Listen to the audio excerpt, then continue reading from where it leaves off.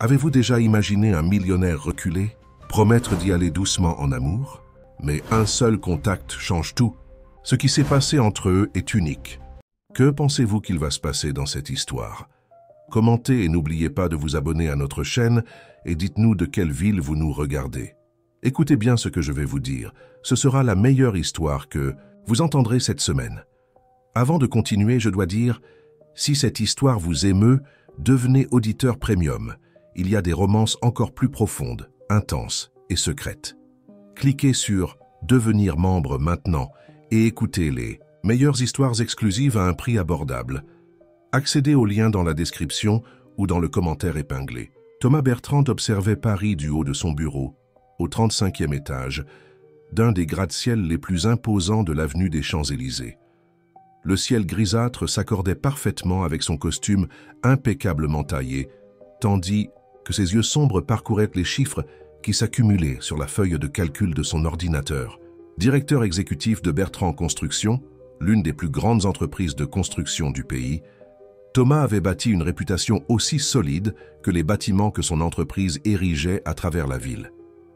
Monsieur Bertrand, la réunion avec les investisseurs est prévue pour 16 heures, annonça Denise, sa secrétaire, interrompant ses pensées. Et votre mère a appelé à nouveau. Elle a dit que si vous ne la rappelez pas, elle viendra directement au bureau. Thomas soupira, ajustant sa cravate bordeaux qui s'harmonisait avec les boutons de sa chemise. Remerciez ma mère pour son intérêt constant dans ma vie, mais dites-lui que je suis occupé, répondit-il sans détourner son regard des chiffres. Quant aux investisseurs, je veux le rapport complet avant la réunion. À 38 ans, Thomas était connu dans le milieu des affaires sous le nom de « le calculateur », un surnom qu'il portait avec une certaine fierté. Après tout, c'était sa capacité à anticiper les mouvements et à contrôler chaque détail qu'il avait mené au sommet, transformant la petite entreprise de construction héritée de son père en un empire du bâtiment. Ses relations personnelles, cependant, suivaient la même logique froide que ses négociations, calculées, contrôlées et invariablement passagères. Son téléphone vibra une fois de plus. C'était Sophie, sa mère, persistante comme toujours. « Fils, vas-tu vraiment manquer l'anniversaire de ta nièce? Julie fête ses 6 ans. Elle demande sans cesse après son oncle. » Le message resta sans réponse. Thomas mit son téléphone de côté et se reconcentra sur les chiffres qui dansaient sur son écran. Une sensation inconfortable persistait néanmoins dans sa poitrine. Ce n'était pas du remords. Il avait appris à contrôler ce genre de sentiment depuis longtemps, mais quelque chose de différent, presque indescriptible. À la fin de la journée, Thomas congédia son chauffeur et décida de marcher un peu avant de retourner à son appartement de Neuilly-sur-Seine. La ville pulsait autour de lui, indifférente à sa présence. Des couples main dans la main, des groupes d'amis riant fort, des familles pressées, tous semblaient connectés par des liens invisibles qu'il n'avait jamais expérimentés ou peut-être qu'il avait choisi de couper au fil des années. Son téléphone sonna à nouveau. Cette fois, c'était Richard Martin, son seul ami depuis l'époque universitaire et actuel directeur marketing de l'entreprise. « Thomas, où es-tu? Ne me dis pas que tu vas encore nous faire faux bond. » La voix de Richard sonnait légèrement, irrité. « De quoi parles-tu? De l'événement à la galerie. Tu as promis que tu viendrais cette fois. Tu te souviens que je t'ai parlé de l'exposition de ma cousine? C'est ce soir, et je lui ai déjà dit que tu serais là. » Thomas ferma les yeux, massant ses tempes. Il avait complètement oublié. « Richard, je suis fatigué. Ça a été une longue journée. Et ne commence pas avec tes excuses. Tu passes. Toutes tes journées enfermées dans ce bureau ou dans cet appartement gigantesque et vide. Une soirée d'art ne va pas te tuer. » Quelque chose dans la voix de son ami le fit hésiter. Peut-être était-ce le ton de préoccupation sincère, ou peut-être était-ce simplement l'insistance qui finit par le vaincre par lassitude. « D'accord, céda Thomas. Mais je ne resterai pas longtemps. » La galerie Saint-Germain se trouvait dans une rue tranquille du quartier du même nom, occupant un ancien hôtel particulier rénové. Thomas arriva avec presque 1 heure de retard, s'attendant à trouver Richard à l'entrée. Au lieu de cela, il fut accueilli par une jeune femme qui distribuait des verres de vin aux invités. « Bienvenue à l'exposition « Fragilités urbaines », sourit-elle, lui offrant un verre. « N'hésitez pas à explorer. » L'ambiance était remplie de personnes circulant entre les œuvres, conversant avec animation. Thomas se sentit immédiatement déplacé, comme s'il était entré dans un monde parallèle où les règles qu'il connaissait ne s'appliquaient pas. Il n'y avait pas de hiérarchie claire, ni d'objectifs définis, seulement des gens absorbés dans la contemplation et des discussions apparemment sans prétention. Il aperçut Richard qui parlait avec un petit groupe et marcha dans sa direction, évitant une sculpture qui représentait un bâtiment se désintégrant en sable. « Enfin !» s'exclama Richard en le voyant. « Les amis, voici Thomas Bertrand, l'ami dont je vous parlais. » Les regards se tournèrent vers lui, mêlant curiosité et une certaine réserve. Thomas salua le groupe d'un signe discret. « Où est ta cousine ?» demanda-t-il à Richard. « Je veux la féliciter et partir. J'ai une réunion importante demain matin. » Richard leva les yeux au ciel. « Détends-toi un peu, mon vieux. Viens, je vais te montrer quelques œuvres d'abord. Louise est occupée avec des critiques d'art en ce moment. » Contrarié, Thomas se laissa guider par son ami à travers la galerie. Les murs blancs étaient couverts de toiles représentant Paris d'une manière qu'il n'avait jamais envisagée. Des bâtiments qui se courbaient comme s'ils étaient des faits de caoutchouc, du béton qui se dissolvait en eau, des fenêtres qui se transformaient en lieux observateurs. C'était déconcertant de voir les symboles de son propre travail, gratte-ciel, résidences, constructions imposantes, dépeints comme des structures fragiles et presque humaines dans leur vulnérabilité. « Kitcho, penses-tu » demanda Richard, s'arrêtant devant une toile particulièrement grande qui montrait l'avenue des Champs-Élysées se désintégrant comme un château de sable frappé par une vague. Thomas observa la peinture pendant quelques instants, essayant de formuler une réponse diplomatique. « C'est intéressant, dit-il finalement. Mais ce n'est pas très réaliste, n'est-ce pas? Ces bâtiments sont conçus pour durer des siècles. » Un rire doux résonna derrière lui. « C'est exactement l'illusion que j'essaie de déconstruire. » Thomas se retourna et rencontra le regard d'une femme qui ne ressemblait en rien à l'image mentale qu'il s'était faite de la cousine de Richard. Louise Martin avait des cheveux bouclés qui tombaient en cascade sur ses épaules, des yeux ambrés qui semblaient voir au-delà des apparences, et des mains tachées de peinture. Elle portait une salopette en jean sur un simple chemisier blanc, et pourtant elle irradiait une confiance que beaucoup de femmes d'affaires que Thomas connaissait, avec leurs costumes coûteux, n'atteindraient jamais. « Thomas, voici ma cousine. » Louise, présenta Richard. « Louise, voici Thomas, l'ami grincheux dont je t'ai parlé. »« Le bâtisseur d'empire, » sourit-elle, tendant la main. « Richard m'a parlé de toi. » Thomas serra sa main, remarquant les callosités au bout de ses doigts et la fermeté de son geste. « J'espère que tout n'était pas mauvais, » répondit-il, surpris par le ton presque décontracté de sa propre voix. « Ça dépend de ta définition. »« De mauvais, » répliqua-t-elle avec une lueur amusée dans le regard. « Viens, je veux te montrer quelque chose. » Avant qu'il ne puisse protester, Thomas se retrouva conduit par Louise vers une petite salle au fond de la galerie où une seule toile occupait le mur principal. Contrairement aux autres œuvres, celle-ci ne montrait pas des bâtiments se désintégrant ou des structures se tordant. C'était le portrait d'un homme en costume, assis seul dans un bureau vitré avec la ville en arrière-plan. Son visage n'était pas visible, mais il y avait quelque chose dans sa posture, la façon dont ses épaules se courbaient légèrement, dont ses doigts tenaient un stylo, qui transmettait une solitude écrasante. « C'est mon œuvre préférée de l'exposition, » dit Louise, l'observant attentivement. « Elle s'appelle « L'homme qui a construit sa propre prison ». Thomas sentit comme si quelque chose de froid coulait le long de sa colonne vertébrale. L'image le frappa comme un coup de poing dans l'estomac, lui coupant momentanément le souffle. Thomas resta silencieux si longtemps que Louise commença à s'inquiéter. « Je ne voulais pas t'offenser, » dit-elle finalement, touchant légèrement son bras.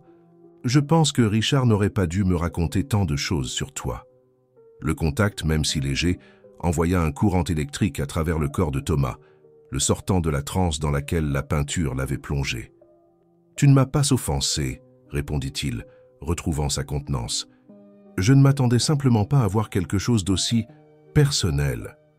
L'art de qualité est toujours personnel, même quand il dépeint un étranger, » sourit Louise. « Cette peinture n'est pas exactement sur toi, tu sais. Elle concerne chacun de nous d'une certaine façon. Elle parle des prisons que nous construisons autour de nous en croyant qu'elles sont des forteresses. » Quelque chose dans sa manière de parler, directe, sans détour, mais aussi sans jugement, désarma complètement Thomas. Il était habitué aux personnes qui essayaient de l'impressionner, qui mesuraient chaque mot en sa présence, consciente de son pouvoir et de son influence. Louise, cependant, semblait sincèrement désintéressée par ce qu'il représentait dans le monde des affaires. « Es-tu toujours aussi franche avec des inconnus ?» demanda-t-il, avec un léger sourire. « Seulement avec ceux qui semblent avoir besoin d'entendre la vérité, » répondit-elle, lui rendant son sourire. « De plus, selon Richard, tu apprécies l'efficacité dans la communication. Je ne fais qu'économiser notre temps. » Un rire s'échappa des lèvres de Thomas, les surprenant tous les deux. Ce n'était pas le rire contrôlé qu'il utilisait en réunion, ni le sourire poli des photos d'entreprise. C'était un son authentique, presque rouillé tant il était peu utilisé. « D'accord, tu m'as eu, » admit-il, « mais je pense toujours que ta vision de l'architecture est un peu apocalyptique. Et je pense que la tienne est un peu illusoire, » répliqua-t-elle. « Mais nous pourrions en discuter pendant le dîner si tu es disposé à défendre ton point de vue. » La proposition le prit au dépourvu. Dans son monde, les invitations venaient avec des agendas cachés, des attentes de faveur ou d'avantages futurs. Mais le regard franc de Louise ne cachait pas d'arrière-pensée, seulement un intérêt sincère et une confiance déconcertante. « Dîner » répéta-t-il, gagnant du temps pour traiter l'information. « Oui, ce repas que les gens prennent généralement le soir, » plaisanta-t-elle. « L'exposition se termine dans une demi-heure et j'ai toujours une faim de loup après ces événements. Je connais un endroit formidable tout près. » Avant qu'il ne puisse formuler une excuse convaincante, Richard réapparut, souriant en les voyant discuter. « Ah, je vois que tu as découvert l'œuvre la plus provocatrice de l'exposition, » commenta-t-il. « Qu'en penses-tu, Thomas? Tu as reconnu quelqu'un ?» Thomas lança un regard d'avertissement à son ami qui ne fit qu'élargir son sourire. « J'étais justement en train d'inviter ton ami à dîner, » informa Louise, « pour poursuivre notre discussion sur la fragilité des structures apparemment solides. » « Excellente idée !» s'exclama Richard, ignorant l'expression de Thomas. « Malheureusement, je ne pourrai pas vous accompagner. Je dois emmener quelques critiques boire quelque chose de plus fort que ce vin éventé de la galerie. Je devrais vraiment rentrer chez moi, » tenta Thomas. « J'ai une présentation importante demain et que tu as probablement déjà révisée. 10 fois, compléta Richard. « Allez, Thomas, un dîner ne va pas ruiner tes plans de domination mondiale. » Louise observait l'interaction avec amusement, ses yeux ambrés brillant d'une intensité que Thomas trouva impossible à ignorer. « D'accord, » céda-t-il finalement. « Mais rien de trop long. » 1 heure plus tard, Thomas se retrouva assis à une petite table au fond d'un restaurant familial au cœur de Montmartre. L'endroit n'avait rien de la sophistication des établissements qu'il fréquentait, mais il y avait une chaleur authentique dans l'atmosphère, des murs de briques apparentes aux tables en bois massif, en passant par l'odeur irrésistible de cuisine faite maison. Alors Thomas Bertrand, l'homme qui construit des rêves en béton, commença Louise, après qu'ils eurent de commander la spécialité de la maison, une bouillabaisse qui, selon elle, était la meilleure de la ville. Richard m'a raconté que tu as transformé la petite entreprise de construction de ton père en un empire. Richard parle trop, répondit Thomas, prenant une gorgée du vin qu'ils avaient commandé. Mais oui, l'entreprise a beaucoup grandi ces dernières années. Qu'est-ce qui te motive? Demanda-t-elle, appuyant son menton sur ses mains. Pourquoi construire toujours plus haut? La question le prit au dépourvu. Personne ne remettait en question ses motivations. On se contentait d'applaudir ses résultats. C'est naturel dans mon domaine, répondit-il après une pause. Croître, s'étendre, conquérir de nouveaux marchés. C'est ce que fait ton entreprise, observa Louise. Je n'ai pas demandé la mission de l'entreprise, j'ai demandé ce qui te concerne, toi. Qu'est-ce qui fait que Thomas Bertrand se lève?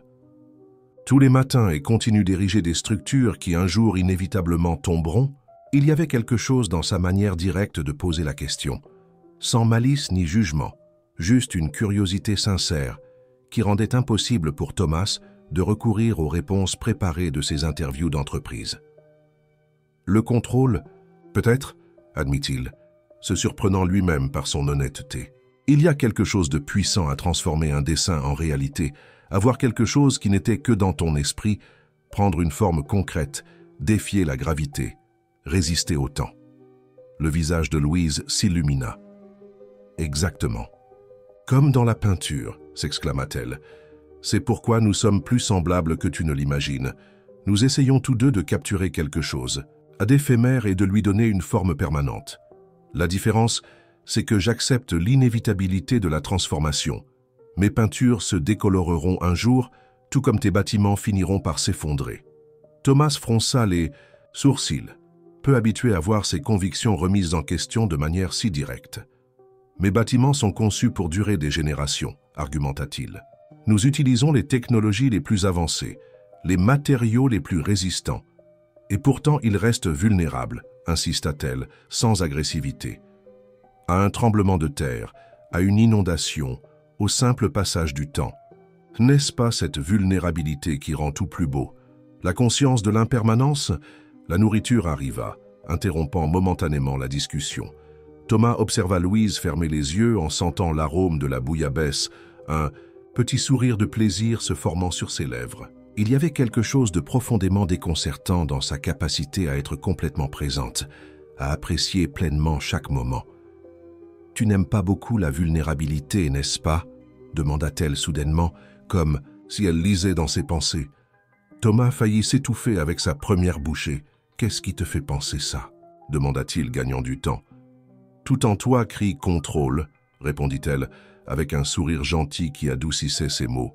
Du costume parfaitement ajusté à la façon dont tu tiens tes couverts.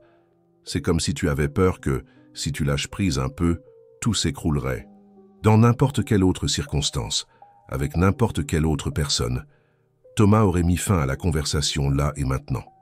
Il n'était pas habitué à être analysé, à voir ses défenses si facilement pénétrées. Mais il y avait quelque chose chez Louise, peut-être l'authenticité de son intérêt, ou la façon dont ses yeux ambrés semblaient réellement le voir, qui l'empêchait de se dérober. « Peut-être as-tu raison », concéda-t-il après un moment de réflexion. « J'ai grandi en croyant que montrer ses émotions était une faiblesse, que pour être respecté dans le monde des affaires, il fallait être implacable. Et ça a fonctionné, observa-t-elle. D'après ce que Richard m'a raconté, tu es craint et respecté sur tout le marché immobilier. Craint, oui, respecté peut-être, admit Thomas. Mais parfois je me demande si le prix n'a pas été trop élevé. Les mots s'échappèrent avant qu'il ne puisse les retenir, surprenant les qui... Louise ne répondit pas immédiatement, se contentant d'étendre la main et de toucher légèrement la sienne sur la table. Un geste simple de compréhension qui, d'une certaine manière, en disait plus que n'importe quel mot n'aurait pu exprimer. « Tu sais ce que je pense ?» dit-elle finalement. « Que tes murs sont aussi solides que ceux de tes bâtiments. Mais comme je le montre dans mes toiles, toute structure a des fissures, de petites ouvertures par lesquelles la lumière peut entrer. » Le dîner se prolongea pendant des heures, bien au-delà de ce que Thomas avait prévu. La conversation coula de manière étonnamment facile, passant de l'art à l'architecture, de la philosophie aux histoires personnelles. Louise raconta son séjour d'études en Italie, comment elle était revenue en France, déterminée à capturer l'essence contradictoire de Paris dans ses toiles. Thomas, quant à lui, se surprit à partager des histoires de son enfance en Normandie, de la façon dont son père avait construit l'entreprise à partir de rien, brique par brique, et de la pression qu'il avait toujours ressentie pour le surpasser. Lorsqu'ils quittèrent enfin le restaurant, la nuit s'était rafraîchie et une fine bruine si caractéristique de Paris commençait à tomber. Thomas enleva instinctivement sa veste et l'étendit sur les épaules de Louise qui sourit à ce geste. « Merci, mais ce n'est pas nécessaire. J'aime la pluie, » dit-elle, lui rendant sa veste. « De plus, je ne veux pas être responsable de la ruine d'un costume italien. »« Comment sais-tu qu'il est italien ?» demanda-t-il, surpris. « Je suis artiste, tu te souviens? Observer les détails fait partie de mon travail, » répondit-elle avec un sourire. Tout comme percevoir quand quelqu'un essaie désespérément de tout garder sous contrôle, même le climat. Thomas ne put s'empêcher de sourire. Il y avait quelque chose de libérateur à être lu si facilement par quelqu'un, à ne pas avoir à maintenir les apparences. « Où habites-tu » demanda-t-il, changeant de sujet. « Je peux appeler un taxi pour toi. » « En fait, j'habite tout près d'ici, » répondit-elle, « dans un petit studio au-dessus de la galerie d'un ami, rue des Abbesses. Je peux rentrer à pied. »« Je t'accompagne, » proposa Thomas, se surprenant à nouveau par sa propre impulsion. Ils marchèrent côte à côte dans les rues de Montmartre, conversant comme de vieux amis. La bruine s'intensifia, mais aucun des deux ne sembla s'en soucier. Il y avait quelque chose de presque surréaliste à voir Thomas Bertrand, l'homme d'affaires impeccable, marcher nonchalamment sous la pluie, les cheveux et le costume de plus en plus humides. Lorsqu'ils arrivèrent à l'adresse indiquée par Louise, elle se tourna vers lui avec un sourire. « Ce fut une soirée étonnamment agréable, dit-elle. Tu es bien moins intimidant que Richard ne l'avait laissé entendre. Et tu es bien plus perspicace que je ne m'y attendais, répondit-il, se sentant étrangement réticent à la quitter. Louise rit, ses boucles maintenant complètement mouillées par la pluie qui tombait plus fort. « J'ai une exposition importante qui approche, dit-elle, au musée d'art contemporain dans 3 mois. Je travaille encore sur les pièces principales, mais peut-être aimerais-tu voir le processus? Normalement, je n'invite personne dans mon atelier, mais je pense que ta perspective pourrait être intéressante. » La proposition surprit Thomas. Cela faisait longtemps que quelqu'un l'avait invité à quelque chose sans arrière-pensée, sans rien attendre en retour que sa compagnie. « J'aimerais beaucoup, » répondit-il avec une sincérité qui l'effraya. 2 semaines s'écoulèrent depuis le dîner avec Louise. Thomas essaya de revenir à sa routine habituelle. Réunion. Interminable, feuilles de calcul, négociations, mais quelque chose avait changé. Les mots de Louise résonnaient dans son esprit aux moments les plus inattendus. Lors de présentations importantes, de dîners d'affaires, pendant les rares heures où il parvenait à dormir. « Monsieur Bertrand, m'écoutez-vous » La voix de Denise le ramena à la réalité. Ils étaient en pleine réunion avec l'équipe d'architectes, discutant du nouveau projet à la Défense. « Oui, Denise, continuez », répondit-il automatiquement, essayant de retrouver sa concentration. Paul, l'architecte en chef, fronça les sourcils. « Monsieur Bertrand, je viens de suggérer un changement radical dans le projet. J'ai proposé de remplacer le béton par du papier mâché et d'installer un carrousel à la place de l'héliport. » 1. Silence gêné s'installa dans la salle. Thomas cligna des yeux, prêtant enfin attention. « Pardonnez-moi, Paul. Je crois que j'ai besoin d'un café, dit-il, se levant. Faisons une pause de 15 minutes. » Dans le couloir, loin des regards inquiets de son équipe, Thomas sortit son téléphone de sa poche. Le numéro de Louise était enregistré, mais il n'avait pas encore appelé. Quelque chose l'en empêchait. Peut-être la même peur de vulnérabilité qu'elle avait si facilement identifiée en lui. Son doigt plana au-dessus du contact pendant quelques secondes avant qu'il ne prenne courage. 3 sonneries plus tard, sa voix émergea de l'autre côté. « Allô? Louise? C'est Thomas. Thomas Bertrand. » Un rire doux résonna de l'autre côté de la ligne. « Je sais qui c'est, Thomas.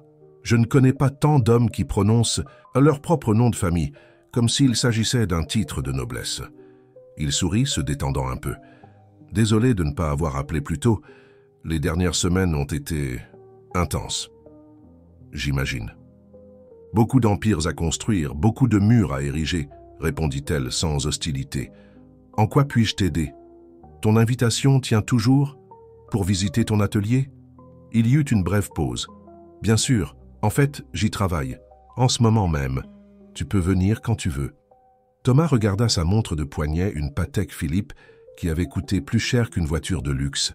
La réunion devait se poursuivre pendant au moins 2 heures de plus, suivie d'un déjeuner, avec des investisseurs, puis d'une autre série de discussions sur le nouveau projet. « Que dirais-tu de maintenant ?» Les mots s'échappèrent avant qu'il ne puisse les retenir. Une autre pause, plus longue cette fois. « Maintenant, tu n'es pas en plein milieu de ta journée de conquête du monde ?»« Je m'accorde un congé, » répondit-il, se surprenant lui-même par cette décision impulsive, « à moins que ce ne soit pas un bon moment pour toi. » « C'est un moment parfait, » répondit-elle, et il put entendre le sourire dans sa voix. « Je suis dans mon atelier principal au Marais. Je vais t'envoyer l'adresse par message. » Quelques minutes plus tard, à la stupéfaction de toute son équipe, Thomas Bertrand annonça qu'il devait sortir pour régler une affaire personnelle urgente. Il laissa des instructions pour que la réunion continue sans lui et, pour la première fois depuis des années, délégua la décision finale à Paul et Denise. « Mais monsieur est le déjeuner avec les investisseurs ?» demanda Denise, visiblement alarmée par le changement de comportement de son patron. « Reportez-le à demain, » répondit Thomas, déjà en route vers l'ascenseur. « Dites que j'ai eu une urgence familiale. » Le taxi déposa Thomas devant un ancien entrepôt industriel au Marais, dans l'est de Paris. Le contraste avec son bureau sur les Champs-Élysées ne pouvait être plus grand. Pas de marbre étincelant, pas de réceptionniste impeccable, juste un portail en fer partiellement rouillé avec un interphone simple à côté. Après s'être annoncé, le portail s'ouvrit avec un grincement métallique. Thomas traversa une petite cour remplie de sculptures, à divers stades d'achèvement jusqu'à atteindre une porte en bois. Avant qu'il ne puisse frapper, Louise l'ouvrit, l'accueillant avec un sourire chaleureux. « Bienvenue dans le chaos créatif », dit-elle, faisant un geste ample pour l'inviter à entrer. L'intérieur de l'entrepôt avait été complètement transformé. L'espace vaste, avec son plafond à double hauteur et ses énormes fenêtres industrielles, était divisé en zones distinctes. Un espace avec des chevalets et des toiles de différentes tailles, un autre avec des tables couvertes de peinture, de pinceaux et d'autres matériaux, et un petit coin salon avec des canapés usés, une table rustique et une petite cuisine improvisée. Les murs étaient couverts d'esquisses, de photographies et de toiles inachevées. « C'est différent de ce que j'imaginais », commenta Thomas, absorbant l'environnement. « Différent en bien ou en mal ?» demanda Louise, l'observant avec curiosité. « Différent, t'as de façon surprenante », répondit-il honnêtement. « Il y a tant de vie ici. » Louise sourit, visiblement satisfaite de cette observation. Elle portait une salopette en jean, très similaire à celle de la soirée où ils s'étaient rencontrés, maintenant couverte de taches de peinture de diverses couleurs. Ses cheveux étaient attachés en un chignon désordonné, avec plusieurs boucles s'échappant rebellement, et son visage avait une petite tache bleue sur la joue. « Tu veux un café, un thé, de l'eau » offrit-elle, se dirigeant vers la petite cuisine. « Désolé pour l'apparence, je ne reçois pas souvent des cadres supérieurs par ici. »« De l'eau, c'est parfait, » répondit Thomas, retirant sa veste et desserrant sa cravate. La chaleur à l'intérieur de l'entrepôt était considérable, malgré les fenêtres ouvertes. Pendant que Louise préparait les boissons, Thomas parcourut l'atelier, observant les œuvres en cours. La plupart suivaient la même thématique que l'exposition, des structures urbaines en processus de transformation, mais il y avait quelque chose de différent dans celle-ci, quelque chose de plus viscéral et percutant. « C'est pour l'exposition au MAC ?» demanda-t-il, s'arrêtant devant une toile particulièrement grande qui montrait un homme tentant d'escalader un gratte-ciel qui se dissolvait sous ses doigts. « Oui », confirma Louise, s'approchant avec 2 verres d'eau. « J'explore la relation entre l'ambition humaine et la fragilité structurelle. Qu'en penses-tu » Thomas observa la peinture pendant quelques instants de plus, ressentant une connexion inconfortable avec la figure représentée. « C'est perturbant, » admit-il finalement, « mais d'une manière dont je ne peux détacher mon regard. »« Le meilleur compliment qu'un artiste puisse recevoir, » sourit-elle. « Viens, je veux te montrer la pièce centrale de l'exposition. Elle est encore au premier stade. » Elle le conduisit au fond de l'atelier, où une toile énorme, au moins 3 mètres de haut sur 5 de large, n'était que partiellement couverte de peinture. L'esquisse, cependant, était déjà visible. Une représentation de la ville de Paris, progressivement reprise par la nature, avec des arbres poussant à travers le béton, des rivières réapparaissant là où se trouvait auparavant l'asphalte, et des oiseaux faisant leur nid dans des fenêtres brisées. « Je l'appelle Renaissance urbaine », expliqua Louise. « Il ne s'agit pas de destruction, mais de transformation, de comment la nature trouve toujours un chemin, peu importe combien de barrières nous construisons. » Thomas resta silencieux, absorbant la magnitude de l'œuvre et la vision qu'elle représentait. « Tu crois vraiment à ça ?» demanda-t-il finalement. « Que tout ce que nous construisons est temporaire. »« Non seulement je le crois, je sais que c'est vrai, » répondit-elle simplement. « Et toi aussi, au fond. C'est pour ça que tu construis obsessionnellement, n'est-ce pas? Pour essayer de prouver le contraire, pour laisser une marque qui durera au-delà de ton existence. » Les mots frappèrent Thomas comme un coup de poing dans l'estomac, exposant une vérité qu'il n'avait jamais admise, même à lui-même. « Peut-être, » concéda-t-il, après un long moment. « Mais n'est-ce pas ce que nous voulons tous? Laisser une marque prouver que nous étions là ?» « Bien sûr, » acquiesça Louise avec un sourire gentil. « La différence, c'est que certains d'entre nous acceptent l'impermanence et créent malgré tout. Il y a une beauté spéciale à savoir que tout ce que nous faisons se transformera un jour en autre chose. Ils passèrent les heures suivantes à discuter pendant que Louise travaillait sur la grande toile. À la surprise de Thomas, elle lui offrit un pinceau et l'invita à contribuer à une petite section de l'œuvre, un geste qu'il refusa, initialement prétextant un manque de talent artistique. « Il ne s'agit pas de talent, insista-t-elle. Il s'agit de laisser une marque honnête. Allons, je suis sûr que le grand Thomas Bertrand n'a pas peur d'un peu de peinture. » Le défi, simplicite dans ses paroles, fut suffisant pour le convaincre. Avec les conseils patients de Louise, Thomas se retrouva à peindre pour la première fois depuis l'école primaire. Ses traits étaient hésitants au début, mais ils gagnèrent progressivement en assurance sous le regard encourageant de Louise. « Tu vois, ce n'est pas si effrayant de perdre le contrôle de temps en temps, » commenta Louise, observant avec approbation le petit segment de mur couvert de lierre qu'il avait peint. Quand Thomas regarda finalement l'horloge, il était déjà plus de 7 heures du soir. Près de 6 heures s'étaient écoulées depuis son arrivée. 6 heures pendant lesquelles il n'avait pas vérifié ses emails, n'avait pas répondu à des appels, n'avait pas pensé à des contrats ou à des négociations. « Mon Dieu, je n'ai pas réalisé qu'il était si tard, » dit-il, surpris par sa propre perte de conscience temporelle. « Le temps fonctionne différemment quand on crée, » sourit Louise. « C'est l'un des meilleurs aspects du processus. » Elle l'accompagna jusqu'à la porte, tous deux couverts de petites taches de peinture. Une vision qui aurait certainement choqué n'importe lequel de ses collègues de travail. « Merci pour cette journée, » dit Thomas, se sentant étrangement réticent à partir. C'était libérateur. « Je t'en prie, » répondit-elle. « Mon atelier est toujours ouvert aux âmes prisonnières en quête de liberté temporaire. » Il y avait une lueur d'amusement dans ses yeux, mais aussi quelque chose de plus profond. Une invitation non verbalisée qui fit légèrement accélérer le cœur de Thomas.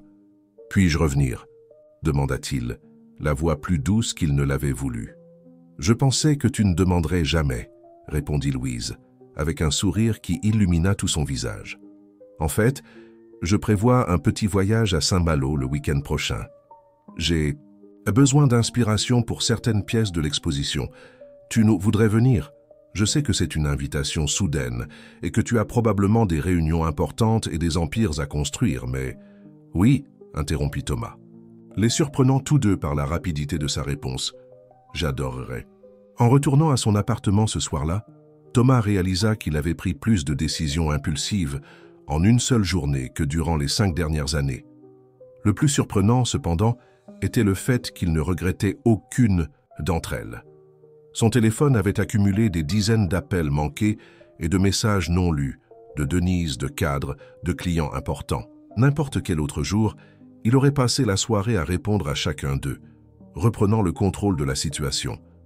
Mais ce soir-là, après un long bain pour éliminer les résidus de peinture, Thomas éteignit simplement l'appareil et pour la première fois depuis des années, dormit profondément sans rêver de délai, de contrat ou de négociation. Le lendemain matin, en arrivant au bureau, il fut accueilli par des regards inquiets et des questions non formulées. Denise l'attendait avec une expression qui mélangeait soulagement et appréhension. « Tout va bien, monsieur Bertrand ? Nous étions inquiets quand vous n'avez pas répondu au message. »« Je vais très bien, Denise, » répondit-il, avec une légèreté dans la voix qui surprit la secrétaire. « En fait, j'ai besoin que vous réorganisiez mon agenda pour les prochains jours. Je vais prendre un week-end de congé. » L'expression de choc sur le visage de Denise faillit le faire rire.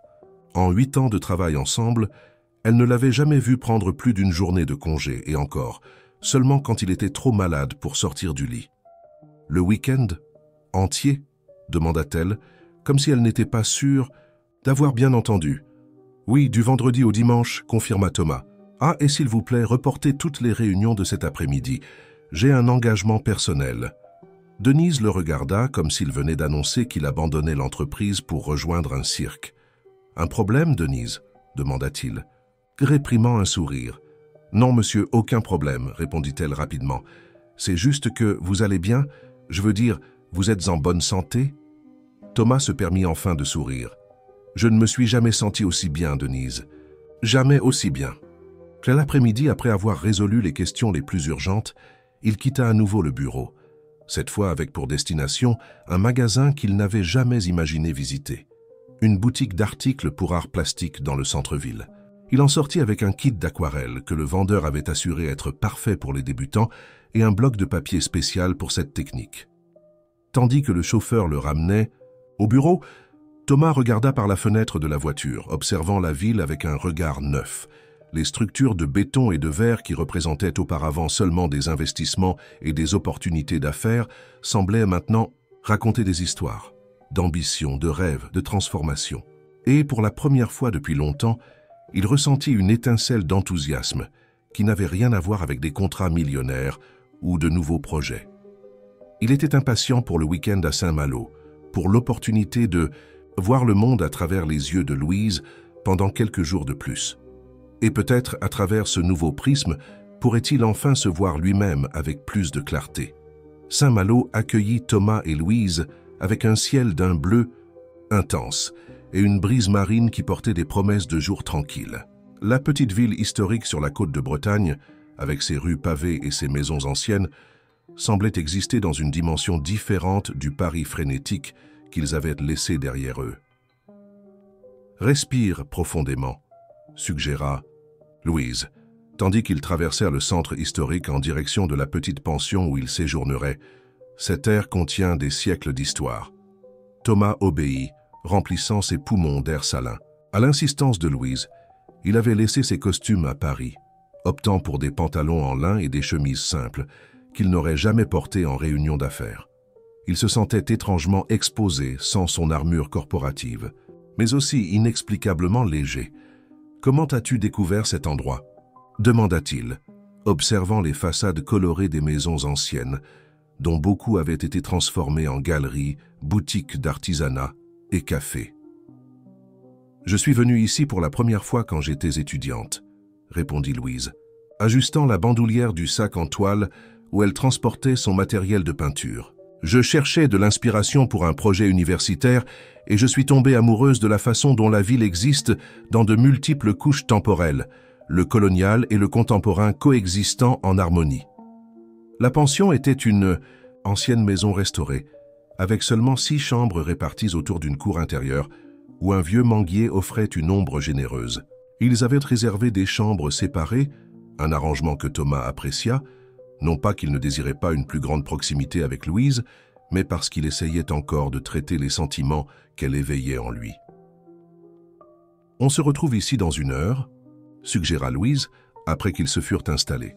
« Je veux profiter de la lumière de l'après-midi pour quelques croquis au port. » Seul dans sa chambre, Thomas s'assit sur la petite véranda qui donnait sur la mer au loin. Le téléphone pesait dans sa poche. Il s'était promis de ne l'utiliser que pour les urgences pendant le week-end, mais la tentation de vérifier ses emails était forte. Résistant à cette impulsion, il plaça l'appareil dans le tiroir de la table de chevet et décida d'explorer la chambre. C'était un espace simple mais accueillant, très différent des hôtels de luxe qu'il fréquentait habituellement lors de ses voyages d'affaires.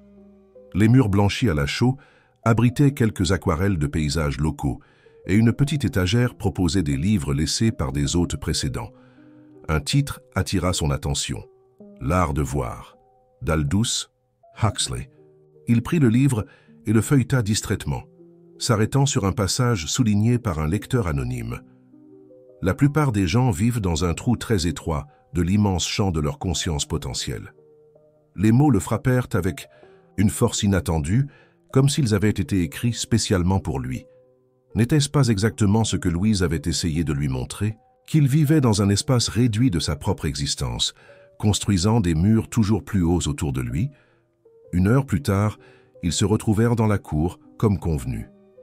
Louise portait un sac plus grand, que Thomas présuma contenir son matériel de peinture. « Prêt pour un après-midi de contemplation active ?» demanda-t-elle, avec un sourire qui illumina son visage. « Contemplation active ?» répéta-t-il intrigué. « C'est ainsi que j'appelle le processus d'observer réellement le monde qui nous entoure, pas seulement le voir en passant, » expliqua-t-elle, tandis qu'il commençait à marcher vers le port. « La plupart des gens regardent sans voir, particulièrement les personnes comme toi, toujours en train de courir vers le prochain rendez-vous, la prochaine conquête. »« Les personnes comme moi ?» questionna Thomas, haussant un sourcil. « Sa constructeur compulsif, répondit-elle avec un sourire doux qui adoucit ses paroles, toujours en train d'édifier l'avenir, rarement habitant le présent. Le port de Saint-Malo était une mosaïque de couleurs et de textures, des bateaux de pêche colorés se balançant doucement sur l'eau, des filets étendus pour sécher au soleil, de vieux pêcheurs réparant leur équipement avec des mains calleuses par des décennies de travail en mer. Louise choisit un petit ponton en bois, suffisamment éloigné de l'activité principale, et invita Thomas à s'asseoir à ses côtés. « Aujourd'hui, je ne vais pas peindre, » annonça-t-elle à sa surprise. « Nous allons simplement observer. Je veux que tu me dises ce que tu vois. »« Ce que je vois ?» répéta Thomas, confus. « Je vois le port, des bateaux, des pêcheurs, des touristes. » Louise secoua la tête, souriant patiemment. « Non, Thomas, je ne te demande pas de me dire ce qu'il y a ici. Je veux que tu me dises ce que tu vois, les couleurs, les textures, les mouvements, les histoires que raconte cet endroit. » Thomas fronça les sourcils, regardant le paysage devant lui avec une attention renouvelée. Au début, il se sentit ridicule. Il n'était pas un artiste, après tout. Mais quelque chose dans la façon dont Louise l'observait, sans jugement et avec un intérêt sincère, l'encouragea à essayer. « Je vois des contrastes, » commença-t-il, hésitant. Le bleu intense du ciel contre le bleu plus profond de la mer, les bateaux colorés contre le bois usé du quai, des mains ridées travaillant avec une précision surprenante. Au fur et à mesure qu'il parlait, sa perception semblait s'élargir, révélant des détails qui avaient initialement échappé à son observation. La façon dont la lumière du soleil créait des motifs dansants sur la surface de l'eau, le rythme des mouvements des pêcheurs, la conversation silencieuse entre le vent et les voiles des bateaux. « Je vois des histoires, » continua-t-il, se surprenant lui-même. Ce bateau, rouge avec le nom Espérance à moitié effacé. Combien de tempêtes a-t-il affronté? Ce pêcheur plus âgé, enseignant quelque chose au jeune homme. Est-ce son fils, son petit-fils? Je vois la transmission d'un savoir qui remonte peut-être à des générations. Louise l'observait avec un sourire croissant, ses yeux ambrés, brillants d'approbation. « Maintenant, tu vois vraiment, » dit-elle doucement. « Tu ne te contentes pas d'enregistrer, tu perçois, tu ressens la toile invisible qui relie tout. » Ils passèrent le reste de l'après-midi dans cet exercice d'observation, se déplaçant du port vers les rues du centre historique. Louise faisait occasionnellement de petits croquis dans son carnet, mais guidait principalement Thomas dans son exploration sensorielle de la ville. Les odeurs des restaurants préparant du poisson frais, le son des vagues frappant contre les bateaux ancrés, la texture des pierres polies par des siècles de pas. Quand le soleil commença à se coucher, transformant le ciel en une toile de couleurs intenses, ils trouvèrent un petit restaurant au bord de la mer, avec des tables disposées directement sur le sable. Ils s'assirent côte à côte, observant le spectacle naturel tout en partageant un plateau de fruits de mer frais et une bouteille de vin blanc. « Comment te sens-tu » demanda Louise, après un silence confortable. Thomas considéra la question, un moment conscient qu'elle ne demandait pas une réponse automatique ou superficielle. « Présent », répondit-il finalement. « Pour la première fois depuis longtemps, je me sens complètement présent. » Louise sourit, tendant la main pour toucher légèrement la sienne sur la table. « C'est un bon début, » dit-elle doucement.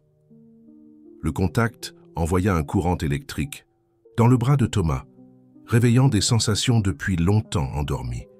Pendant un instant, il eut l'impulsion de retirer sa main, de rétablir la distance sécuritaire qu'il maintenait toujours avec les gens. Mais quelque chose l'en empêcha, peut-être le regard franc de Louise, ou peut-être la compréhension croissante que cette distance, qu'il avait toujours considérée comme une protection, était en réalité une prison qu'il s'était imposée. Au lieu de cela, il tourna sa main, entrelaçant ses doigts aux siens.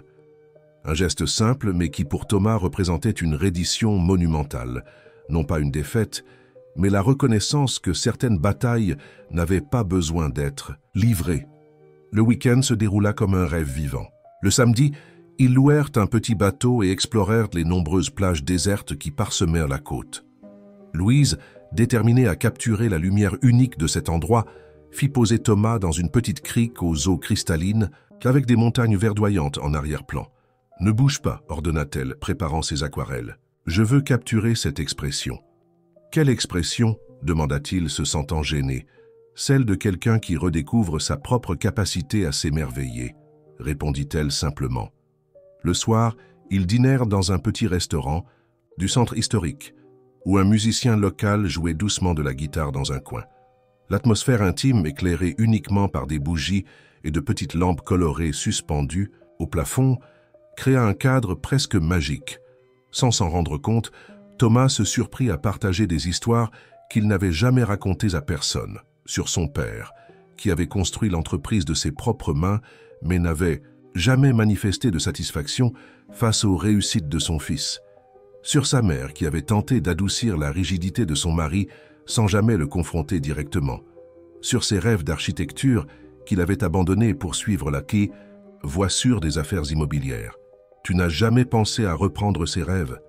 demanda Louise après l'avoir écouté attentivement. « Je pense qu'il est trop tard, » répondit Thomas, faisant tourner le vin dans son verre. « J'ai déjà choisi mon chemin. »« Il n'est jamais trop tard pour ajouter de nouvelles couleurs à la toile, » répondit-elle. « De plus, ton expérience dans les affaires pourrait apporter une perspective unique à tes projets architecturaux. » L'idée resta en suspens entre eux, une possibilité que Thomas n'avait jamais sérieusement envisagée. La conversation dériva naturellement vers d'autres sujets, mais cette graine avait été plantée. Le dimanche, leur dernier jour à Saint-Malo, ils se levèrent tôt pour assister au lever du soleil sur la plage. Assis côte à côte sur le sable encore frais de la nuit, ils observèrent en silence, tandis que le ciel passait du bleu foncé au rose, à l'orange, et finalement au bleu brillant du jour. « Tu sais ce que j'aime le plus chez toi, Thomas ?» demanda Louise doucement, ses yeux encore fixés sur l'horizon. « Quoi ?» demanda-t-il, surpris par la question inattendue. « Ta capacité à changer, » répondit-elle, se tournant pour le regarder. « Beaucoup de gens sont tellement à l'aise dans les prisons qu'ils se sont construites, qu'ils résistent à toute tentative de libération. Mais toi, tu as le courage de démolir tes propres murs. » Ces paroles le touchèrent profondément, éveillant des émotions qu'il ne savait pas nommer. Sans réfléchir, il se pencha vers elle, s'arrêtant à quelques centimètres de son visage, une demande silencieuse de permission. Louise sourit, éliminant la distance entre eux. Le baiser fut doux, presque hésitant au début, mais s'approfondit rapidement, portant tout le désir contenu et la connexion qui s'était développée entre eux ces derniers jours. Quand ils se séparèrent enfin, ils étaient tous deux essoufflés, comme s'ils avaient couru une longue distance. « J'ai peur, » admit Thomas, les mots s'échappant avant qu'il ne puisse les retenir. « De quoi ?» demanda-t-elle, ses yeux ambrés fixés sur les siens. « Que lorsque nous retournerons à Paris, tout ceci semblera être un rêve. Que les murs que j'ai commencé à abattre se dresseront à nouveau. » Louise toucha doucement son visage, un homme. Sourire compréhensif sur ses lèvres. « Les marées changent toujours, Thomas. L'important est d'apprendre à nager avec elles, pas contre elles. » Ils retournèrent à Paris en fin d'après-midi, la voiture de Thomas serpentant sur la route, tandis que le soleil commençait à se coucher. Le contraste entre la tranquillité de Saint-Malo et l'horizon de gratte-ciel qui apparut progressivement au loin était saisissant. Thomas sentit une oppression dans sa poitrine, un mélange d'appréhension et de détermination. « À quoi penses-tu » demanda Louise, remarquant son expression concentrée. « À comment concilier ces deux mondes ?»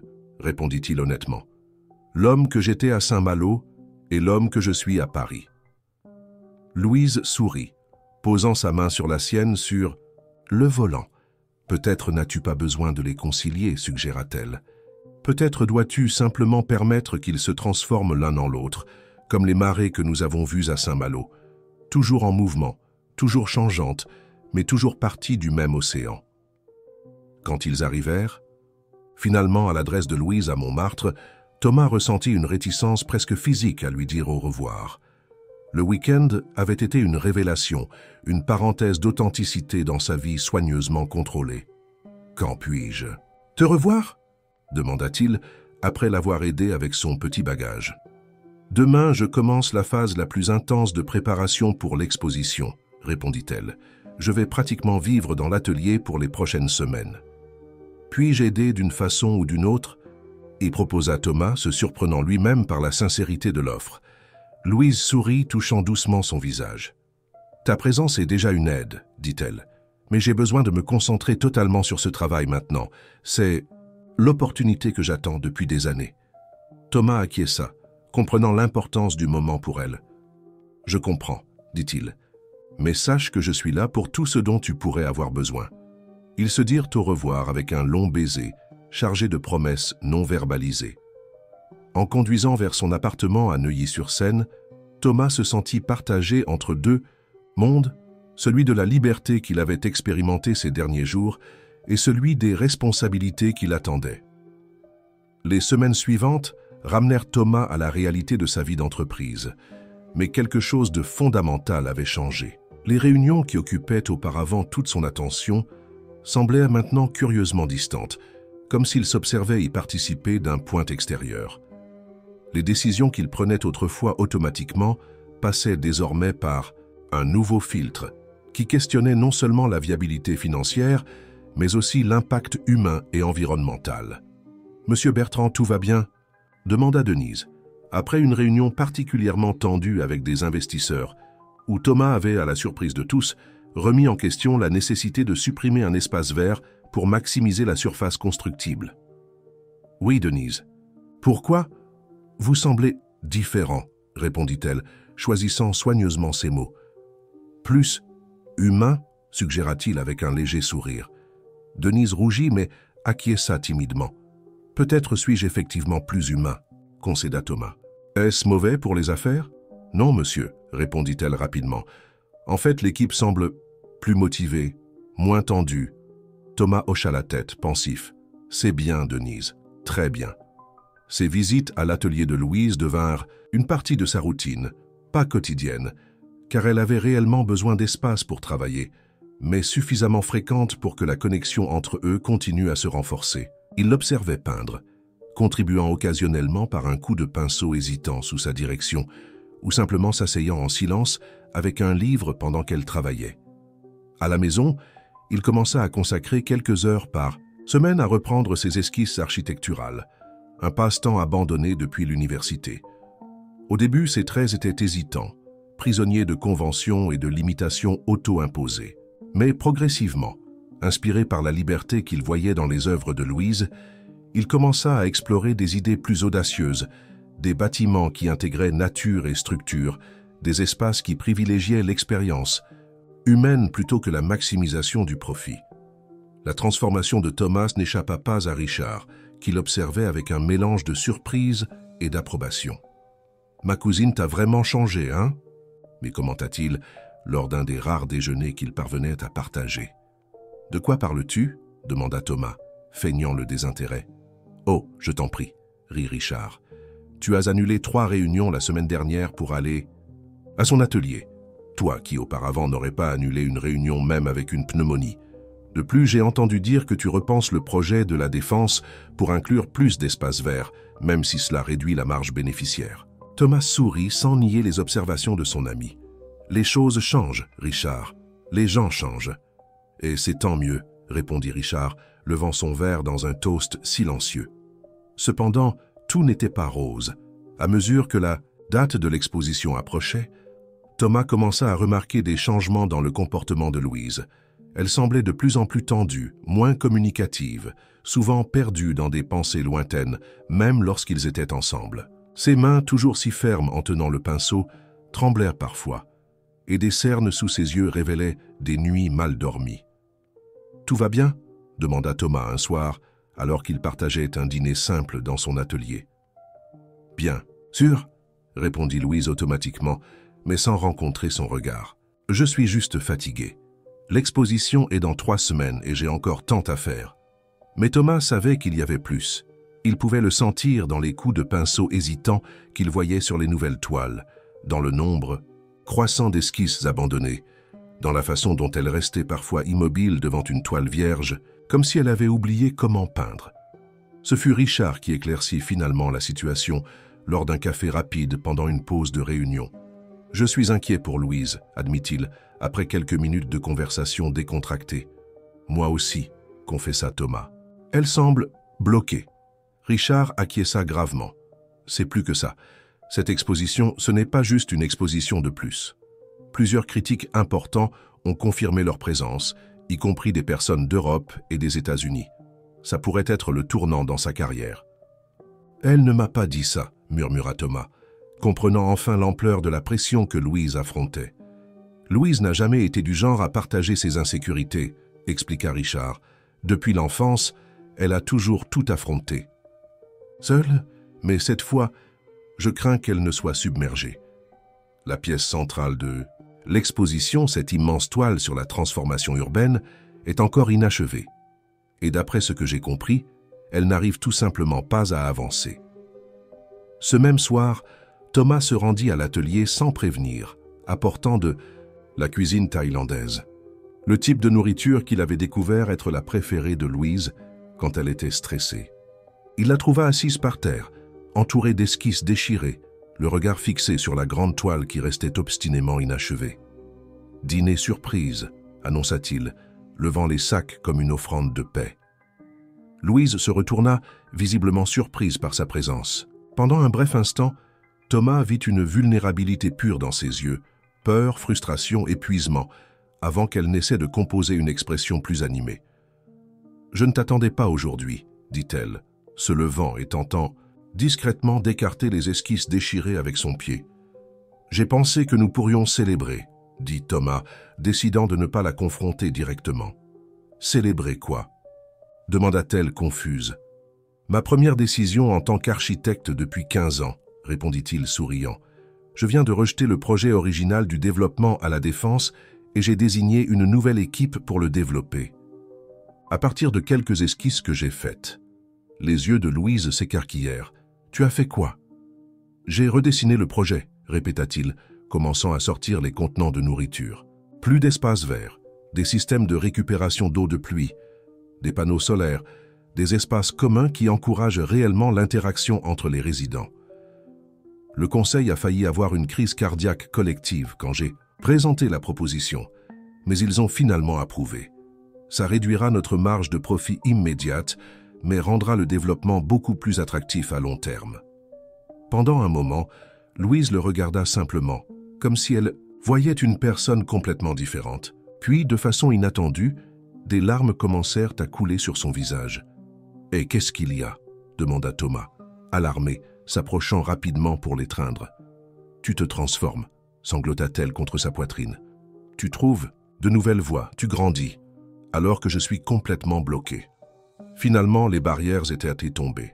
Thomas la conduisit jusqu'au petit canapé dans le coin de l'atelier et la garda dans ses bras tandis qu'elle admettait enfin ce qu'elle avait caché. Sa peur d'échouer, de décevoir non seulement elle-même, mais aussi tous ceux qui avaient misé sur elle. Sa frustration face au blocage créatif, qui semblait empirer à mesure que la date de l'exposition approchait. Sa terreur que toute sa carrière puisse s'effondrer si cette opportunité était manquée. « C'est comme si j'avais oublié comment peindre, » admit-elle, essuyant ses larmes, comme si toutes les couleurs s'étaient vidées de leur signification. Thomas l'écouta attentivement, sans offrir de solution immédiate ou tenter de minimiser ses sentiments. Quand elle se calma enfin, il partagea sa propre expérience avec les blocages, non pas artistiques, mais émotionnels, et comment sa rencontre avec elle avait aidé à les surmonter. « Peut-être essayes-tu trop », suggéra-t-il doucement. « Tu te mets tellement de pression que la créativité est étouffée. »« Que puis-je faire ?» demanda-t-elle, la vulnérabilité dans sa voix brisant le cœur de Thomas. « L'exposition est dans 3 semaines et la pièce principale est pratiquement intacte. » Thomas réfléchit un moment, observant la toile géante qui dominait l'atelier. « Et si tu prenais du recul pendant quelques jours, suggéra-t-il, pas de Paris, mais de l'atelier, du travail, de la pression. »« Je ne peux pas me permettre ce luxe maintenant, » protesta Louise. « Il n'y a pas de temps. »« C'est justement pour cela, » insista Thomas. « Tu es prise dans un cycle de frustration qui ne fait qu'alimenter plus de frustration. Tu dois briser ce schéma. » Après beaucoup de débats, Louise accepta finalement de passer quelques jours dans l'appartement de Thomas, un environnement complètement différent de l'atelier où elle avait été confinée ces dernières semaines. Au début, elle résista à l'idée de s'éloigner de son travail, mais Thomas parvint à la convaincre que la distance pourrait apporter la perspective dont elle avait tant besoin. Les premiers jours furent difficiles. Louise alternait entre une anxiété paralysante et une apathie qui la maintenait au lit jusqu'à tard, fixant le plafond comme si elle pouvait trouver des réponses dans les petites imperfections de la peinture. Thomas, pendant ce temps, partagea son temps entre le bureau, où il continuait à mettre en œuvre des changements subtils mais significatifs, et l'appartement, où il faisait de son mieux pour créer un environnement de calme et de soutien pour Louise. Le troisième jour, quelque chose commença à changer. Thomas rentra du travail pour trouver Louise sur la terrasse, observant le coucher du soleil sur la ville avec un regard renouvelé. « Je crois que j'ai compris », dit-elle, sans détourner les yeux de l'horizon enflammé. « Compris quoi ?» demanda Thomas, la rejoignant. « Sur la terrasse. » « Ce qui bloquait ma créativité, » répondit Louise, se tournant pour le regarder. Elle a peur. Pas seulement d'échouer, mais de réussir. Que si cette exposition est un succès, je dois continuer à créer, continuellement, sans arrêt, pour maintenir ce succès. C'est comme si je construisais ma propre prison, exactement comme tu l'as fait avec ton empire d'entreprise. La compréhension frappa Thomas comme une vague. Louise, qui avait toujours semblé si libre, si entièrement maîtresse de sa propre existence, affrontait le même type de piège qu'il s'était construit. La forme était différente, mais l'essence était la même. La peur de la vulnérabilité, de la perte de contrôle, de ne pas être assez. « Que vas-tu faire » demanda-t-il, prenant ses mains entre les siennes. Un sourire lent se forma sur les lèvres de Louise, le premier sourire authentique depuis des jours. « Je vais peindre », répondit-elle simplement. « Pas pour les critiques, pas pour la carrière, pas pour le succès. Je vais peindre pour moi-même, comme je le faisais quand j'ai commencé. Et si ce n'est pas suffisant pour eux, alors peut-être que ce n'est pas la voie que je dois suivre. » Ce même soir, Louise demanda à retourner à l'atelier. Thomas l'accompagna, prêt à offrir soutien ou espace selon ce dont elle aurait besoin. À sa surprise, en arrivant, Louise ne se dirigea pas immédiatement vers la grande toile inachevée. À la place, elle prit une toile plus petite, vierge, et commença à préparer des peintures, des couleurs que Thomas ne l'avait jamais vu utiliser auparavant, des tons plus sombres, plus terreux, plus primordiaux. « Que vas-tu peindre » demanda-t-il, curieux. « Je ne sais pas encore, » répondit-elle honnêtement. « Je vais laisser la toile me le dire. » Durant les heures qui suivirent, Thomas observa en silence respectueux, tandis que Louise entrait dans un état presque méditatif, appliquant des couches de peinture sans planification apparente, suivant simplement le flux du moment.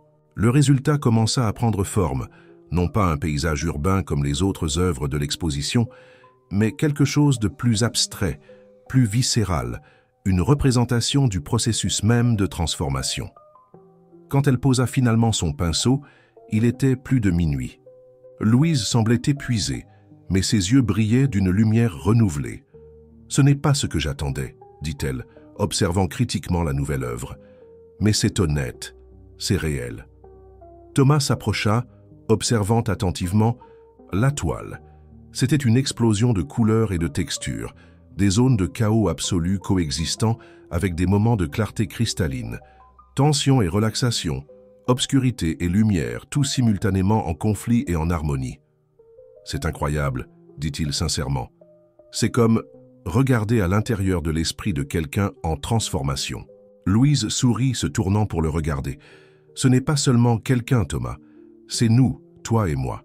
Nos murs qui s'effondrent, nos vraies couleurs qui émergent. » À ce moment, quelque chose se solidifia entre eux, une compréhension plus profonde, une connexion qui allait au-delà de l'attraction physique ou de la compatibilité intellectuelle. C'était la reconnaissance qu'ils étaient, en effet, dans des voyages parallèles, chacun aidant l'autre à surmonter les blocages qu'ils avaient construits autour d'eux-mêmes. Louise s'approcha de la grande toile inachevée, l'observant avec un regard neuf. « Je crois que je sais quoi faire maintenant, » dit-elle doucement, « et je pense que j'aurai besoin de ton aide. » Les 2 semaines suivantes furent une explosion de créativité collaborative. Le blocage de Louise s'était transformé en un flux presque incessant d'idées et d'énergie, et Thomas, à sa propre surprise, était devenu partie intégrante du processus créatif. La grande toile, auparavant stagnante, prenait maintenant vie sous leurs mains.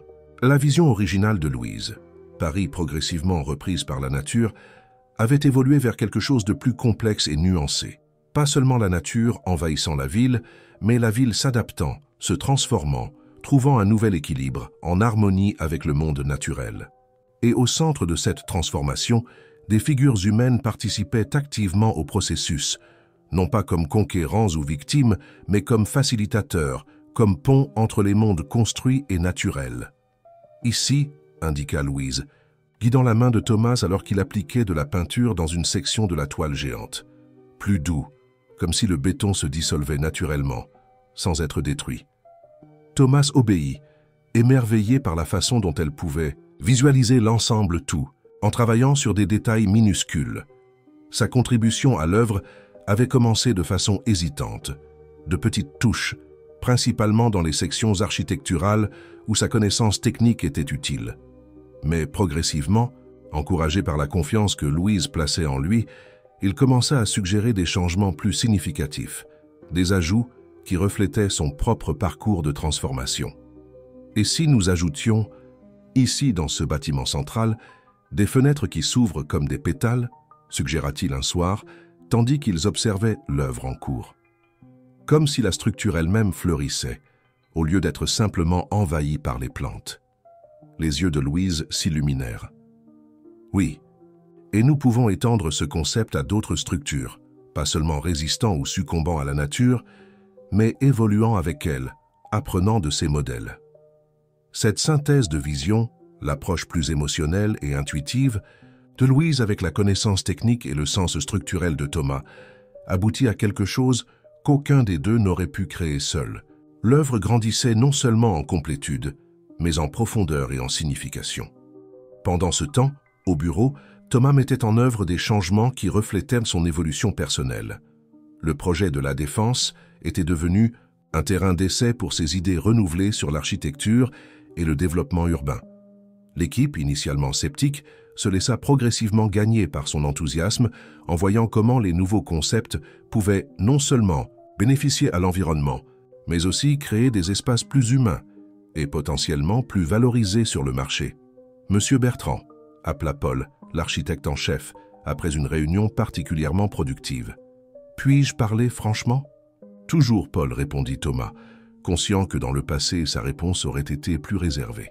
« Que vous est-il arrivé ?» demanda l'architecte avec un mélange de curiosité et d'admiration. « Il y a 3 mois, jamais nous n'aurions approuvé un design qui sacrifie de l'espace constructible en faveur d'espaces verts. Maintenant, nous redessinons tout le concept du projet sur la base de principes que vous avez toujours considérés comme, eh bien, peu pratiques. » Thomas sourit, appréciant la franchise de l'employé.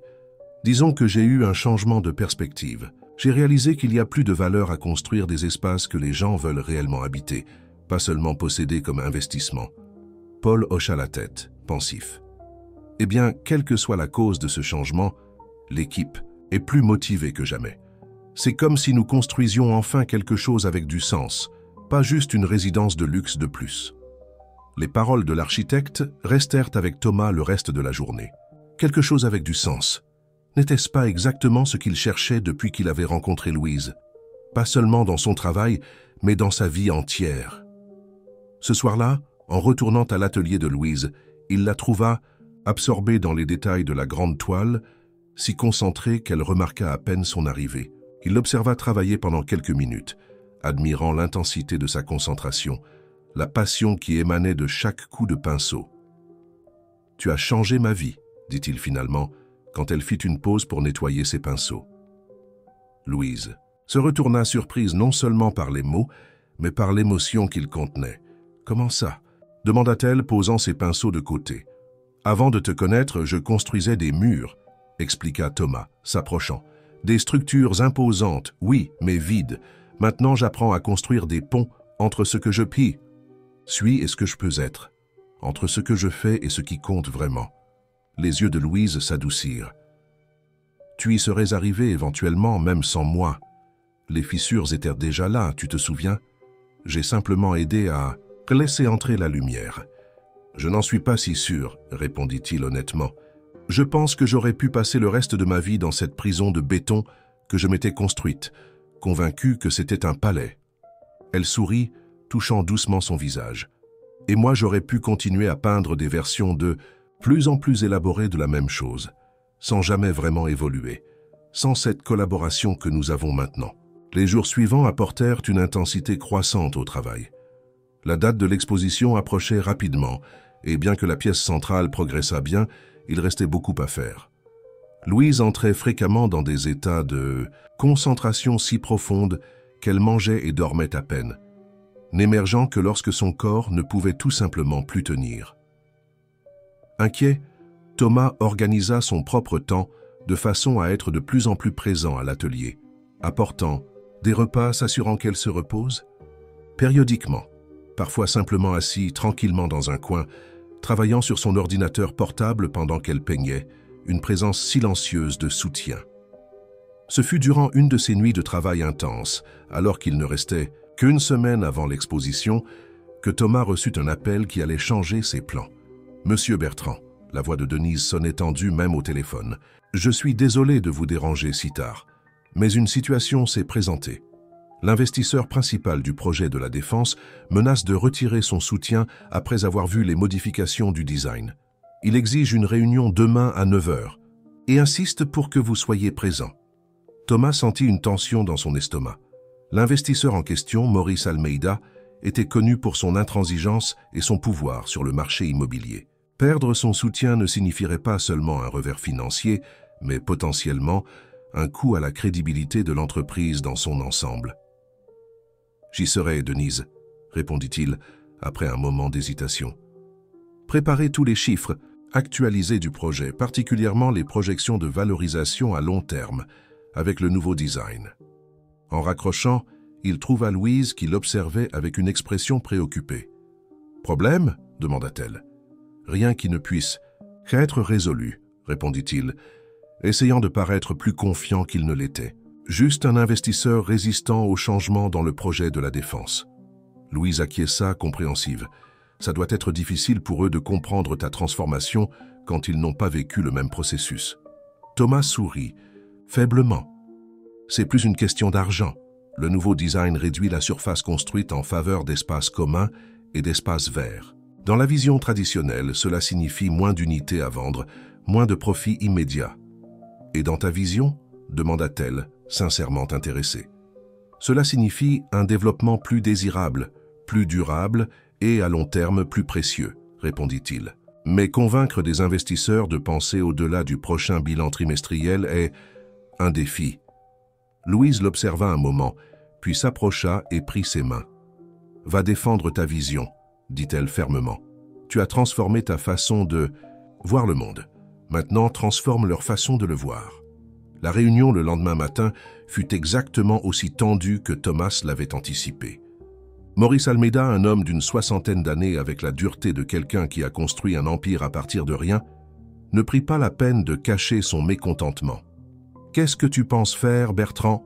attaqua-t-il, que tous furent assis dans la salle de réunion. « Réduire la surface construite de 15% pour mettre des arbres et des lacs d'ornement.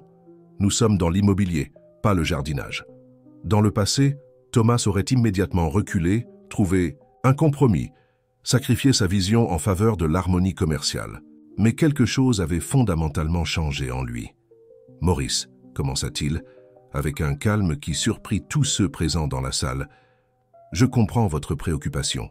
Je la comprends vraiment. Pendant des années, nous avons fonctionné avec la même logique, maximiser l'espace construit, minimiser ce que nous considérions comme du gaspillage.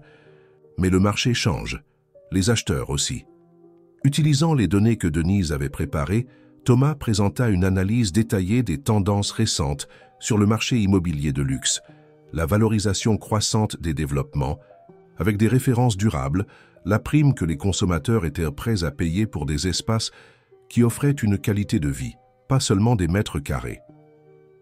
De plus, continua-t-il, projetant à l'écran quelques-uns des rendus les plus récents du projet, nous ne réduisons pas simplement la surface construite, nous réimaginons tout le concept de ce que signifie vivre dans une résidence verticale. Ce ne sont pas simplement des espaces verts, ce sont des extensions des appartements eux-mêmes, des espaces où la communauté peut réellement se former. Au fur et à mesure que la présentation avançait, Thomas put observer l'expression de Maurice passer progressivement de l'hostilité ouverte à un intérêt réticent. Quand il conclut finalement, un silence pensif emplit la salle. « Tu as changé, Bertrand », dit finalement Maurice avec un regard évaluateur. « Tu as toujours été un constructeur compétent mais prévisible. Ça C'est différent. Disons que j'ai acquis une nouvelle perspective, répondit Thomas.